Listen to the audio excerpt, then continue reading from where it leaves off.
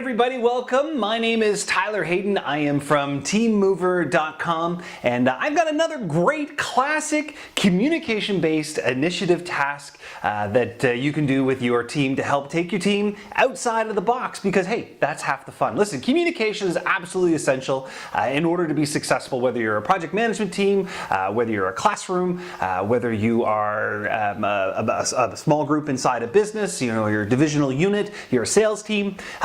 Regardless of what you do, communication is at the core of our success. It's at the core of humanity's success, is how we're able to communicate with one another. So I've got a great activity. It's called Scarecrow, and it's a classic. It's one that I've done for decades that has yielded great results and an absolute plethora of things to be able to talk about and to be able to improve our communication strategies based on a real concrete experience, which is building a scarecrow. And let me show you how we do that. So here we go. Let's go to the whiteboard. So we've got some great things going on here. Basically, what we're going to do is we're going to bring our team in and we're going to sit them down. You can sit them in chairs around the floor. That's really up to you and the comfort of your team. And you can take it one of two ways. You can either have them blindfolded or you can leave them sighted. It's really up to you. Blindfolding a group, particularly when it comes to doing communication activities, well, one is you have to be careful when you do blindfold people to make sure that everybody is comfortable being blindfolded. And if someone isn't, don't use the blindfolds at all, as people do have some issues relating to blindfolds. So blindfolds can be tricky things. That's number one. Number two, blindfolds are great when you're talking about communication, because if you take off one of those faculties that we have, one of those senses that we have, which is our sight, it really forces people to listen a lot more. So I'll often do blindfold debriefs where I'll blindfold the entire group so that they can't actually see the expressions, the nonverbal cues that folks are giving. It really helps to teach how to let people finish what they're saying. How to listen to intonation. There's a lot of rich things in order to enhance a group's experience just by placing a blindfold on. So up to you. You can blindfold them. You don't have to blindfold them. Let's get back to the scarecrow. So we've got our group there. Then what you do is you provide them with a bunch of tools and tell them that you want them to build something using these tools. Now, if they're blindfolded, don't give them too much information. Let them discover it. That's half of the excitement.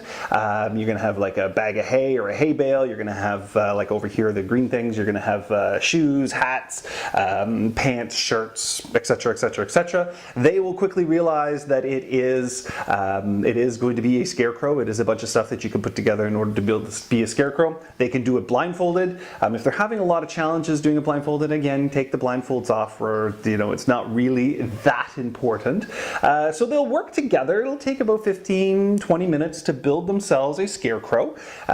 So once they've built their scarecrow, celebrate the fact of what they've built. Maybe you can name the scarecrow.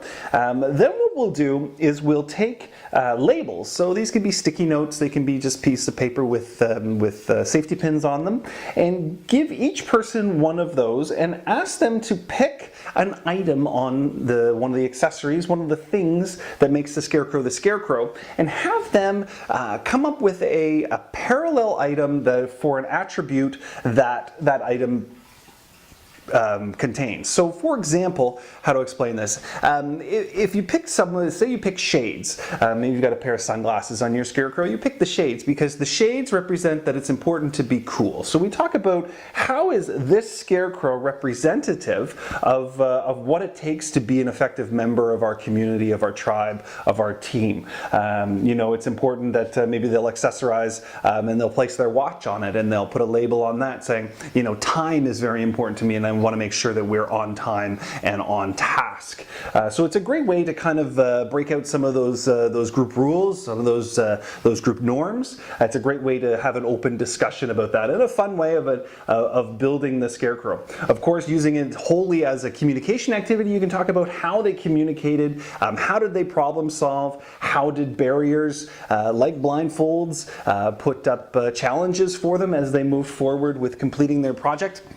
Building a Scarecrow is tons of fun. It's thematic. It's great, particularly in the fall time of year when all those resources are available and people are thinking about pumpkins and scarecrows and ghosts and Halloween and all that kind of stuff here in North America. So yeah, you know what? Play with the Scarecrow. It's absolutely tons of fun. It's a great way to get your group outside of the box, reaching again to different multiple intelligences. This activity is a real winner. Been doing it for almost 2 decades and have had great results. So listen.